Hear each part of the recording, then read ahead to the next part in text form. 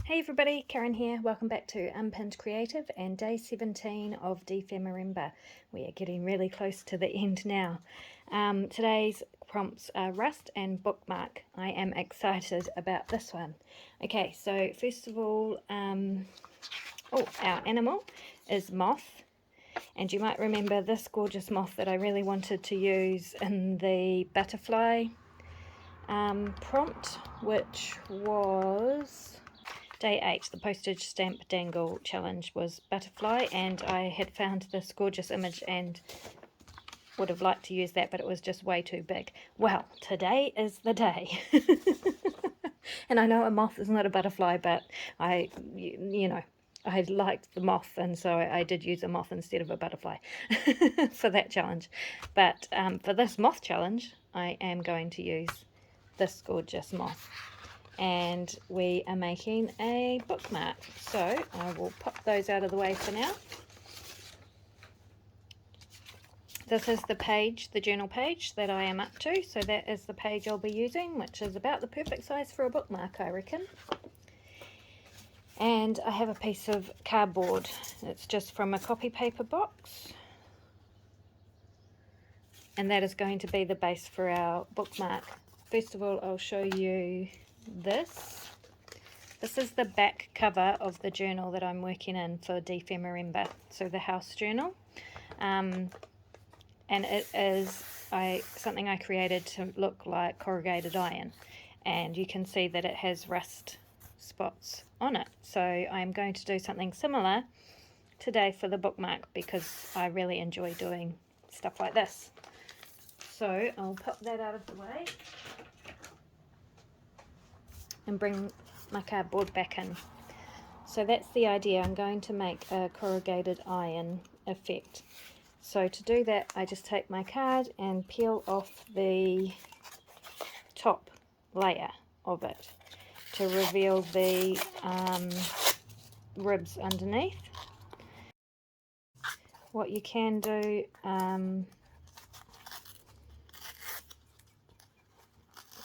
to make it a bit easier is make it a bit damp, but I don't want to do that just yet unless I have to.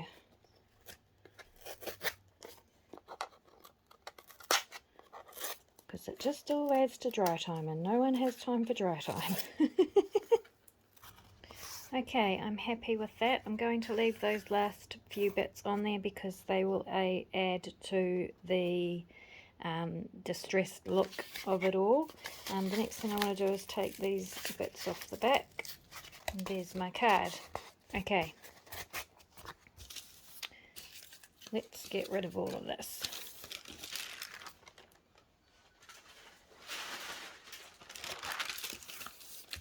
Alrighty, so now we have a piece of corrugated card that's looking quite distressed, and I'm happy about that.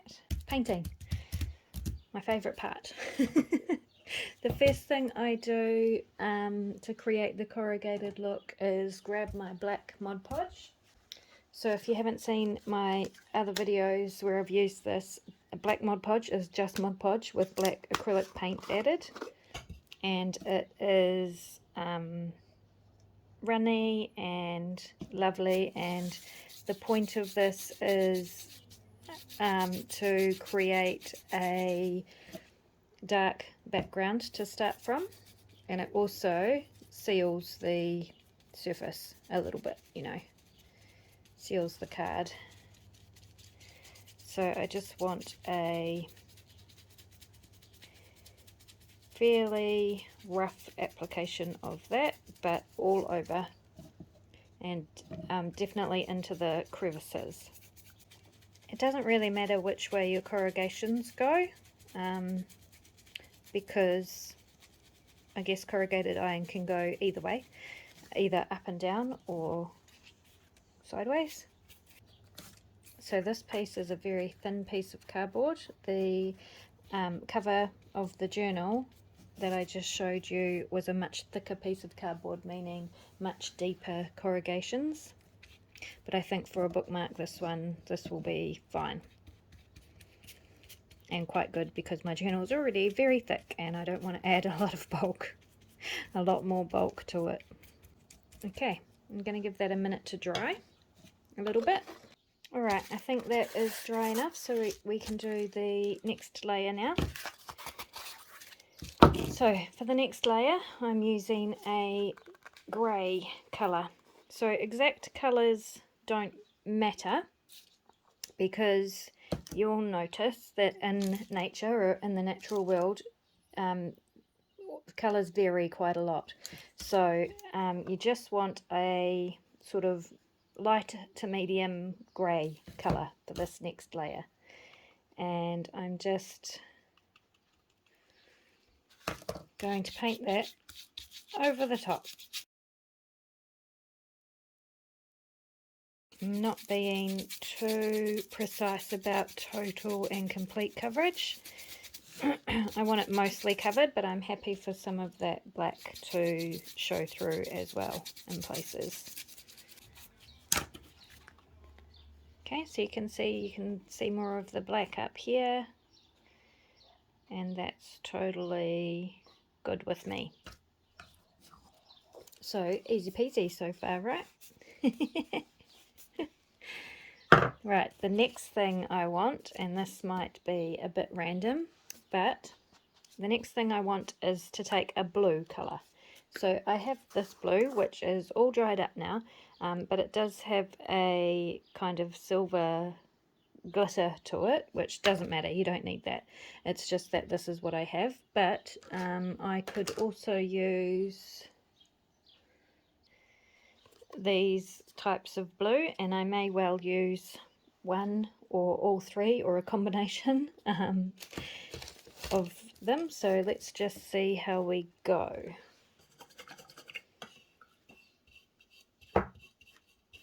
A lot of what I do is done, you know, kind of by feel at the time.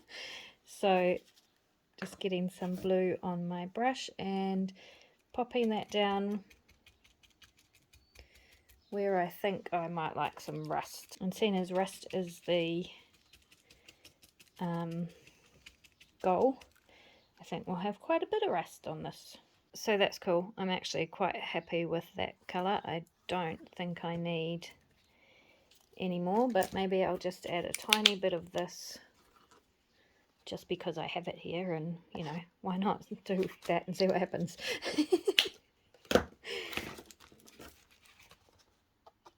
So just a tiny bit, and I'm just going to add it over the top of some of that blue that I've already put in. I'm happy with that. So just a tiny bit in various places. Let me see if I can zoom you in. Whoa.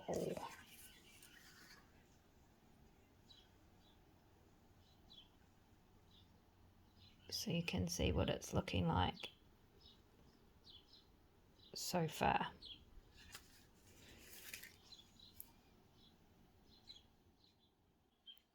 Okay, so I'm going to give that a minute to dry. Right, that's dry now, or dry-ish. So now I'm going to bring in a lighter grey-ish colour. It's kind of a bluey grey, you can see. And I'm just going to take a bit of that on my brush, wiping quite a bit off, and I'm going to go over the top of this.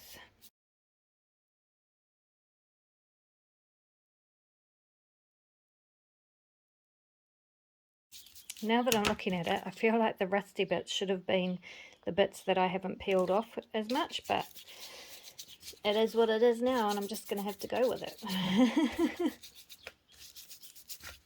We'll see what happens. Okay, let me zoom you in again so you can see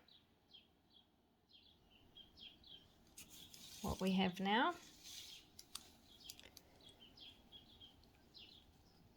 So it's less about total coverage and more about adding the idea of the colour. I don't know if that makes sense. That's the best way for me to describe it.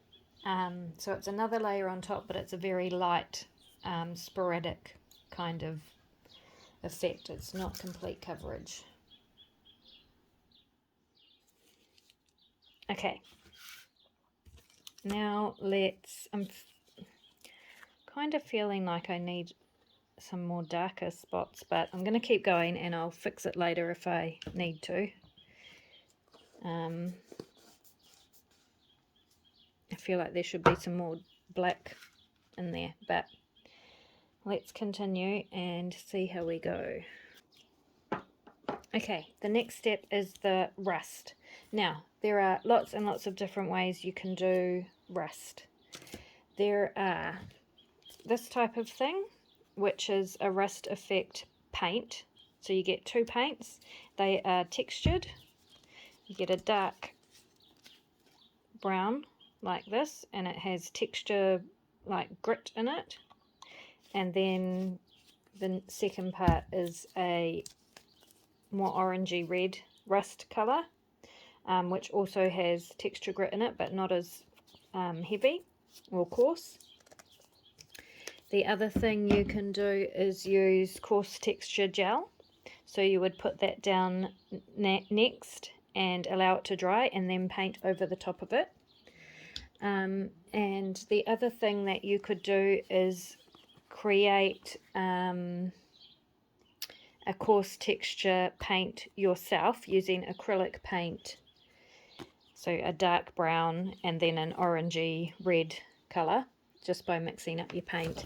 And you could use something like salt to add the texture, or sand, or what I like to use for adding texture to my journal covers is tea, the inside of tea bags. So when I use tea bags for tea dyeing and stuff like that, I tip out the contents after I'm finished with them, lay them all flat on a baking tray on some baking paper, and then dry it really, really well. And I add this to my journal covers, or you know, stuff that I'm doing that I want some texture. I also use it for soil, as soil for my mixed media covers. Yep, lots of cool stuff you can use tea leaves for.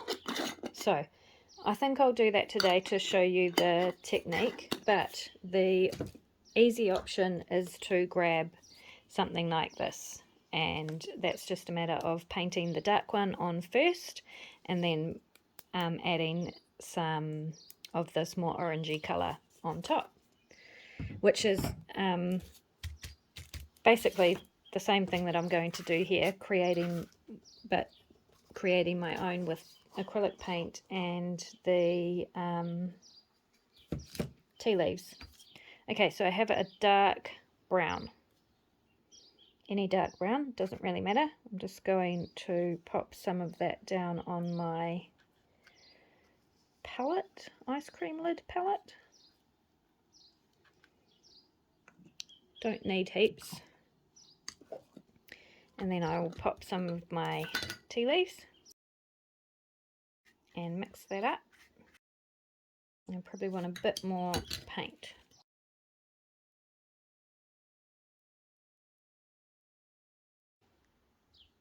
So you can see that's really gritty now with the tea leaves and the brown paint. And then this is a heap for this tiny little bookmark, but that's fine.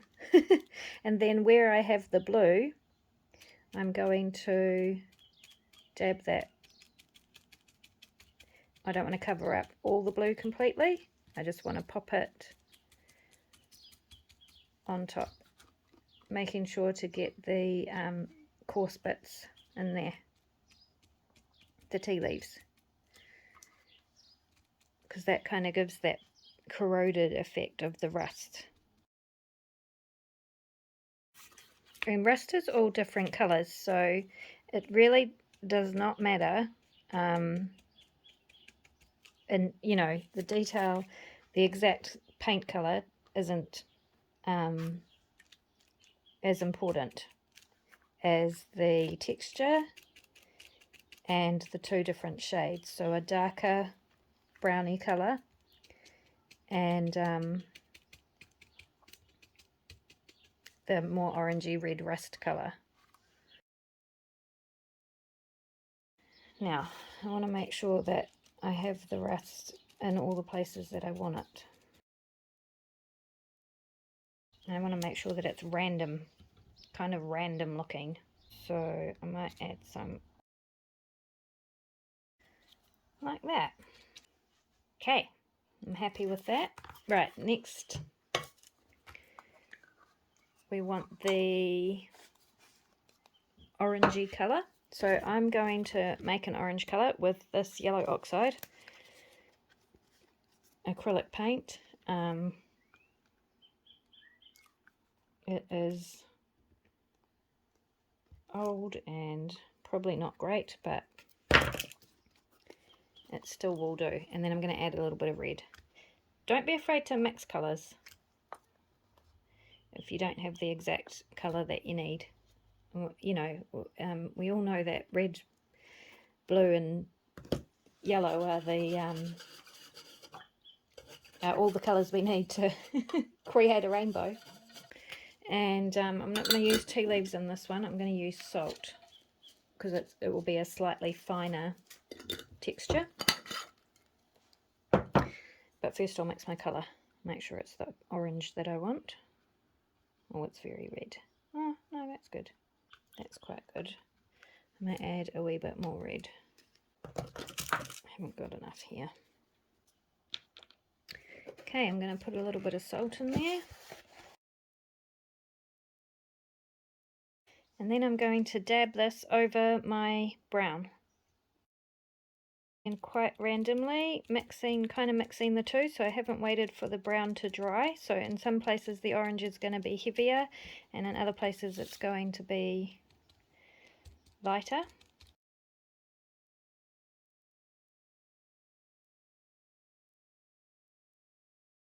Going to add a really light splattering of the orange colour in some various places where it's like the rust is just starting. Maybe over those bits that I didn't peel off properly.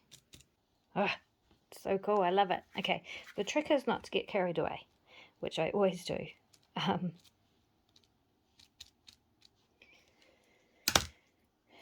Okay, let me zoom you in again.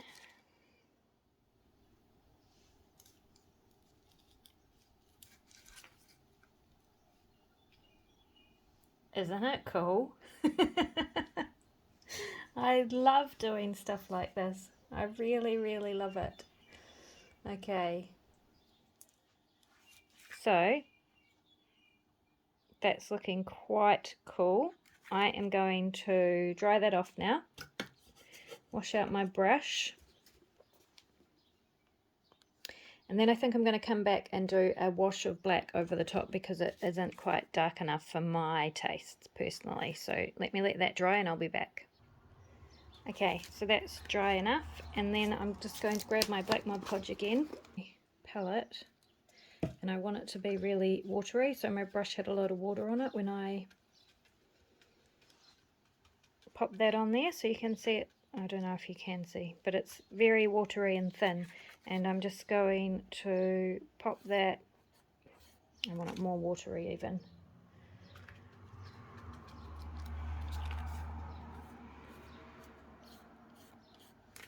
No, more water.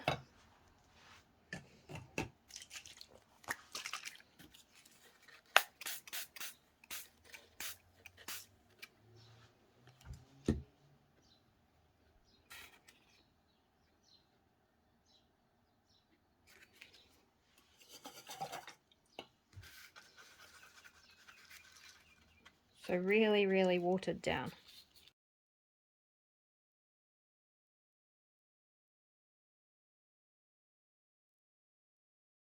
Okay, I'm going to dry that off, and then our corrugated iron with the rest is done. Okay, on to the next bit. I don't think I'm going to change the shape of it. I think there's enough interest with everything I have going on with the corrugated iron and stuff. Cersei girl has decided she is coming in to say hello. See if she can get involved. Stick her head in the paint water. Okay, the moth. So this gorgeous moth is just going to go on the top, I think. So fussy cutting. If you're wanting to know what sort of moth it is a Malagasy silk moth. What I should have done before fussy cutting, I just realised, is popped it onto some backing, because this is obviously much bigger than the bookmark, so you're going to see the back of it. So I should have done that, then I would have only had to fussy cut once. I will do that now. Okay, and then what I'm going to do, so I have fussy cut they're not legs, but the bottoms of the wings. They're kind of like legs. And then I'm going to tear the top around the top of the wings. I'm quite happy with that, actually. Now I need to ink them up. This bit, this leftover bit, is perfect for the backing that I have planned for this bookmark. So I'll get to that in a minute. First I will ink him up. Actually, yep. Okay, he's all inked up, front and back, and I am very happy with how that has turned out. Isn't it the coolest thing? You can find such cool stuff in books. Okay, and he is just going to sit on the top of that, I think. Maybe slightly on an angle. Okay, but before I stick him on, the back, I am going to do distressed wallpaper effect on the back, which is similar to what I did on the flamingo page. So I'm going to use Mod Podge this time. Where's my Mod Podge? Just because I think it'll dry faster, and I'm going to do it a little bit differently. This is how I do it if I am doing distressed wallpaper effect, which is not what I had intended for the flamingo page, but I realised was very similar in the end. So I just put a light coat of Mod Podge all over the back of that. And then I'm going to try and centre that because it's not quite big enough.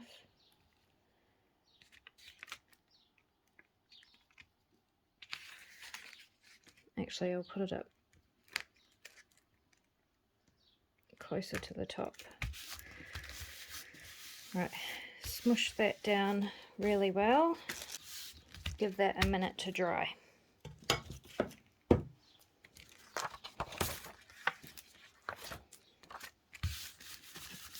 While that's drying, I might distress the top and bottom of this. I might distress all the edges just with my scissors. That's better, and I'll do that side once I've finished this wallpaper thing. Needs a bit more time. Okay, I'll go use my heat gun and I'll be back. Okay, I think that is dry enough now. Yep. Okay, so this basically I'm just picking off pieces of the paper on top and tearing in random spots.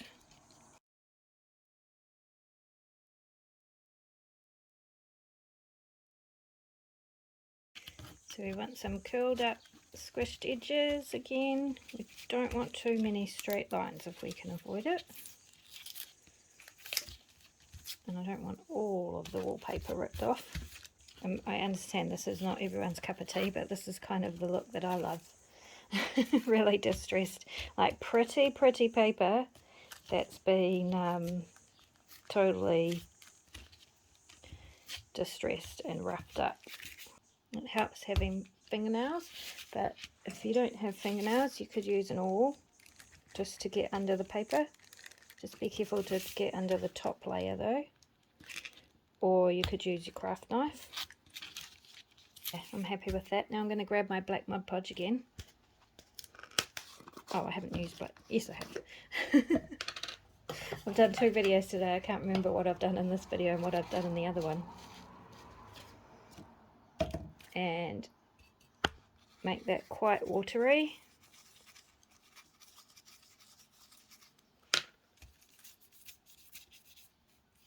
Go over the top.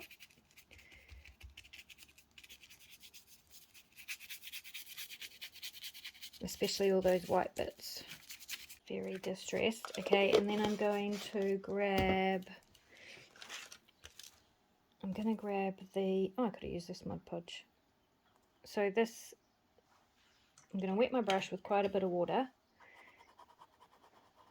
and just use a tiny bit of that orange colour that we made. Make a very watery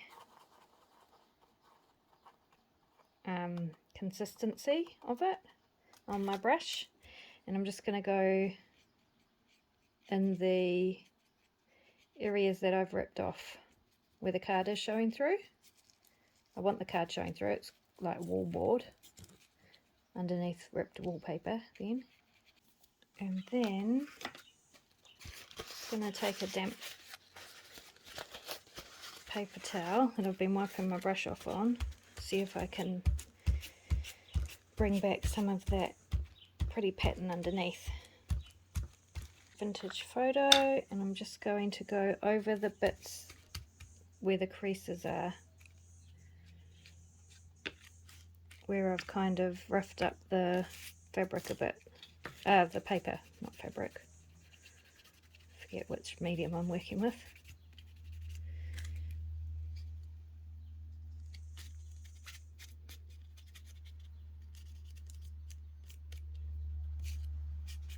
I think I need to wait for that to dry to do that better, more effectively. Okay, I'm going to go dry that off. And I'm just taking some black eyeshadow on a brush and going around those ripped edges a bit more.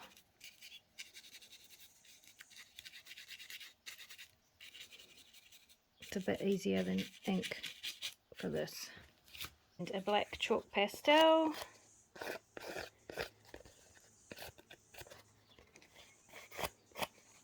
For the edges.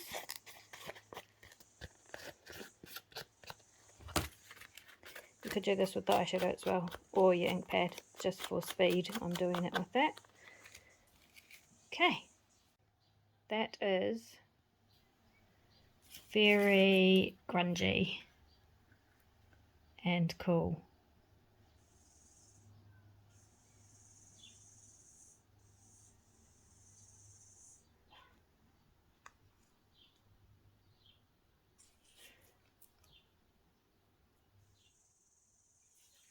I love it. I love it. I love it. I love it. And you could journal on that with a black pen. Easy peasy. Okay, so we have our corrugated iron on one side and distressed peeling wallpaper on the other. And now we just have to attach the moth.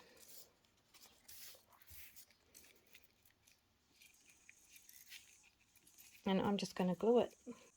Well, I feel like it maybe needs something underneath. So I picked this up at an op shop. It's stuff that florists use, I think. Yep, I'm just going to go with that. So I'm going to glue that down and call it done. I don't think I'm going to do anything else for it. Oh, there was one thing I wanted to do. I just wanted to put the name of the moth. Yep, I am very happy with that. So, thanks so much for crafting with me again today. Oh, that's going to go... Oh, I haven't finished. I thought I was finished, but I got to put it on the page, don't I? So that's going to go in there. It's going to stick out the top, obviously. I need to make a journal card with the illustration. I'm not actually going to make a journal card with the illustration today, even though I've done that for every single other one. I am going to turn this into a paper clip, and that will hook over the top, and then I'm actually just going to glue this to the bottom corner of the page. just like that, because I want the butterfly and that to be the standout on this page. So I'm just going to glue that with glue stick, just like that. And now to make this a paper clip, I need a paper clip. So I have a butterfly paper clip. Oh, let me bring you back in again. Butterfly paper clip. And I am just going to, all I'm going to do is take a piece of probably this paper, slide it in there,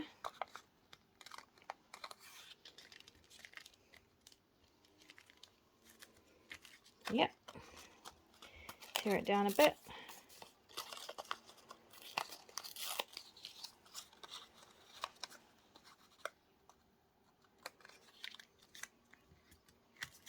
yep, ink it up. I don't want to cover up too much of the distressed wallpaper, but it needs to cover all the edges of that paper clip. And cover that in glue.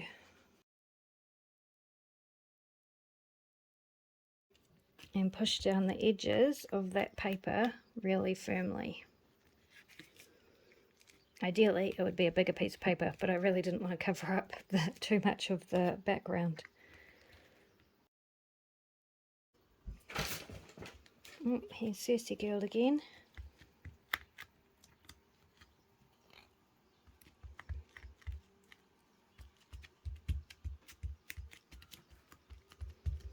So what that means is I can just slide that over the top of that page, like that.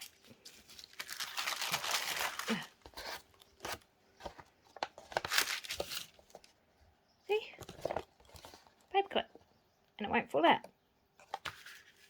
And I love it. I think that is really cool. You can now see my very messy desk. Really, really cool.